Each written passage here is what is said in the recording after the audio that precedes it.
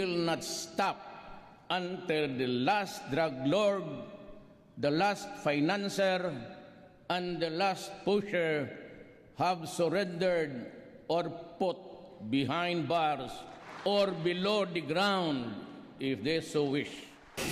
Kontrobersyal at madugo ang tinaguriang war on drugs ng pamahalaan kung saan libong drug suspects na ang napatay matapos umanong manlaban sa mga pulis. Pero nanindigan si Pangulong Rodrigo Duterte rito at nangakong tuloy ang war on drugs. Si June ay isa sa nag-surrender sa ilalim ng Oplan Tokhang at ngayon ay nasa Bikutan Treatment and Rehabilitation Center. Dating sekyu sa simbahan, nagsimula sa katuwaan ng magkakaibigan ang paggamit niya ng shabu. Pero nang hindi na masuportahan ng kanyang sweldo ang bisyo, inamin niyang nang hold up na siya at kinalaunan ay nagbenta ng droga.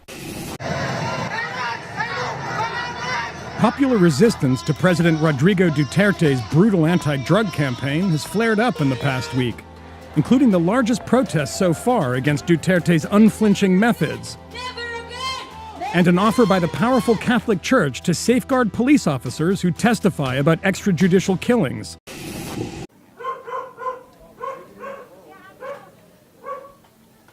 This is part of the new war on drugs in the Philippines. Police and a local government official going house to house, calling out residents by name. By name. By name.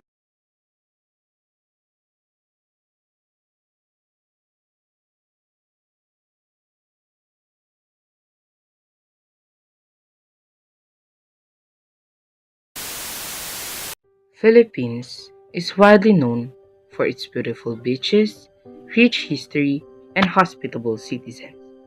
And because of those characteristics, many foreign people have already visited Philippines. But have you ever wondered what lies beneath the beautiful image of Philippines?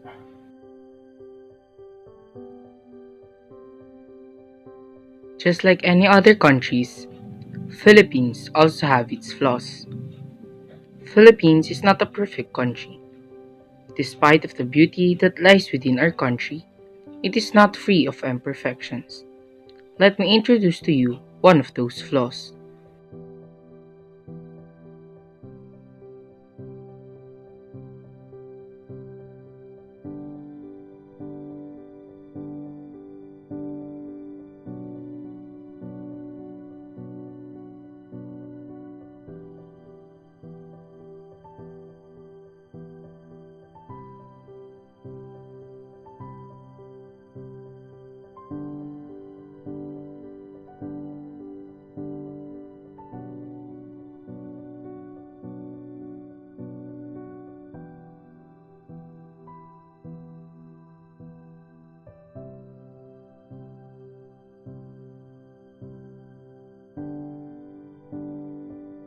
A drug is any substance that when inhaled, injected, smoked, consumed, absorbed via a patch on the skin, or dissolved under the tongue causes a physiological and even psychological change in the body.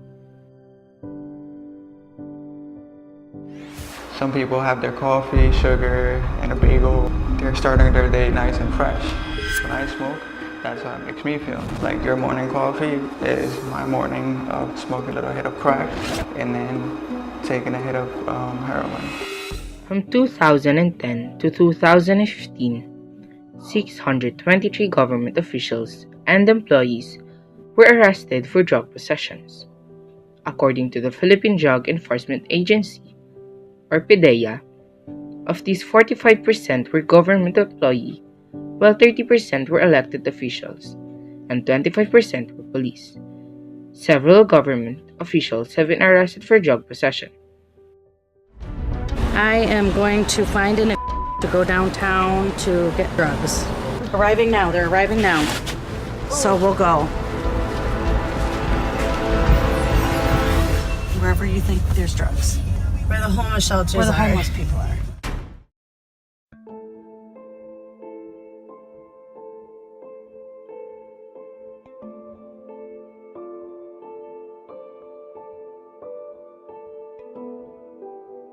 Drug addiction is a chronic disease characterized by compulsive or uncontrollable drug seeking and use despite harmful consequences and changes in the brain, which can be long-lasting.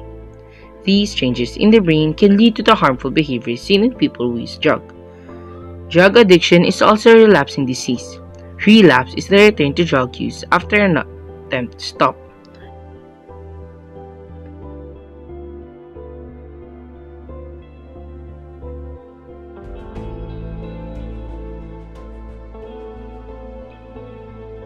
According to the United Nations Office on Drugs and Crime, or UNODC, the prevalence of illegal drug use in the Philippines is lower than the global average.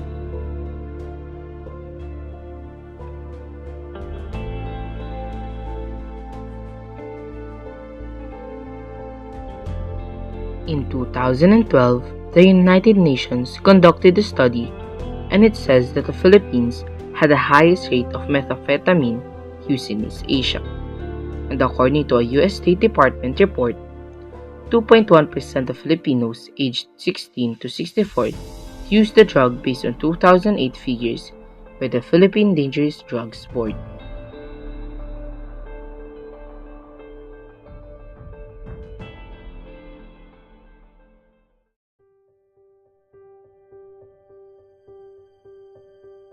There are two most used illegal drugs in the Philippines: the methamphetamine hydrochloride, known as shabu, and marijuana.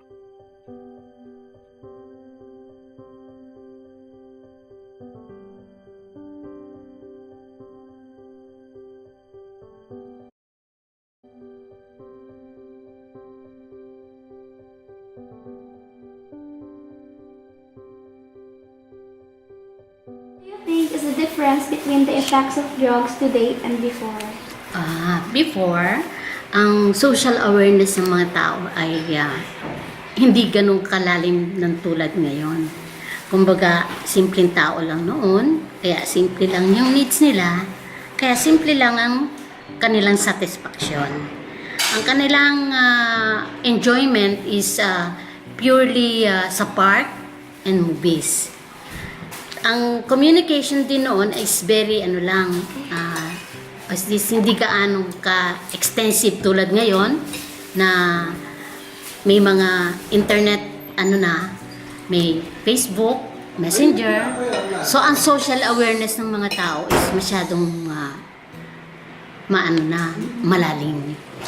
So ang epekto ng drugs, noong araw hindi naman kilala ang anong drugs kundi marijuana lang ang sikat noon at medyo hindi pa masyadong malawak ang sakop ng distribution ng marijuana. So ngayon, the more na open tayo sa iba't ibang bansa ng yung trade natin, nakakapasok na yung mga illegal na transaksyon na yun na nga, kinasasangkutan ng drugs. Which is parang the more na ni Duterte, the more na lalong maraming natutuklasan. Kasi, siyempre, ayoko din maging bias. Kumbaga, base na aware naman kayo na karamihan sa mga na ipupuslit na mga drugs talagang galing sa China. At ang balita soon magiging na rin tayo. At least masasakop na tayo ng China. So ngayon, dahil sa sobrang corrupt ang mga officers, mas lalong dumadami ang mga drugs na nakakapasok. Drugs, despite of how dangerous it is.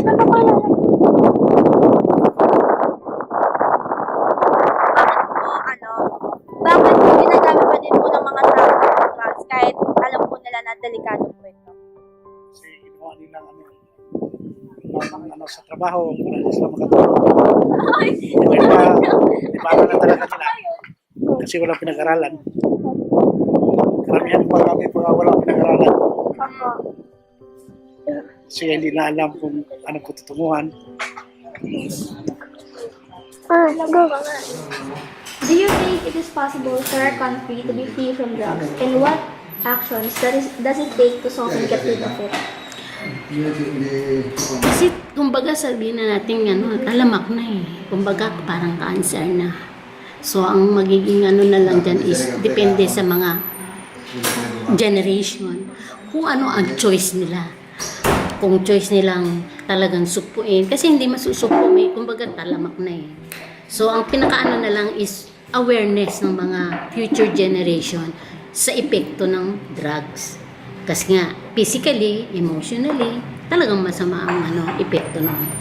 So nasa ano na, sa tao, choice ng tao. Sa tingin niyo po, ano po yung effect para sa ating common people ng ng mga taong nag-drugs? Ano po yung effect nun sa atin? Nasiraan ang ulo. Karamihan nasiraan ang ulo. Tsaka walang matinong pag-iisip. Ano po? Paano po nakaka-apekto po sa atin yung mga regular po na citizens po? Yung ongoing drug war po dito?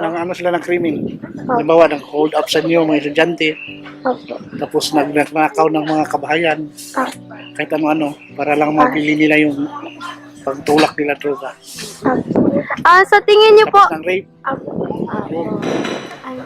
May message po ba kayo sa mga tao pong nagawa po nag-use po ng drugs? Oh, syempre. Dapat,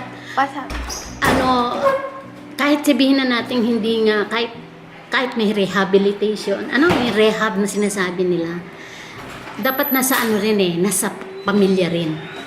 Kung ang pamilya may malasakit sa mga gumagamit, sa umpisa pa lang, dapat hindi nila hinayaang makilala yon ng tao na yon, yung drugs. Di ba?